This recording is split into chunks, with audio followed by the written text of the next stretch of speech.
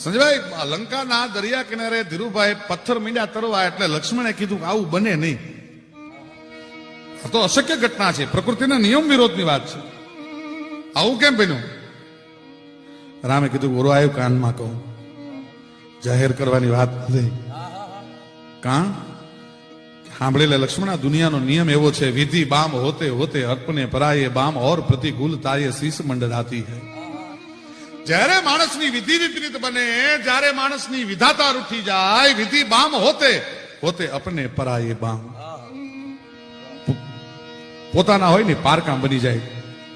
स्नेहमयी माता भी करके विरुद्ध बिंदु राम जैसे पुत को भी वन भिजवाती है. कई कई कोई दी वनवास आपे पण मारी विधि विपरीत बनी गई लक्ष्मण ने हूं तो मानव देह में छू એટલે વિધિના સંસ્કારોને મારે ઝીલવા પડે બાપ.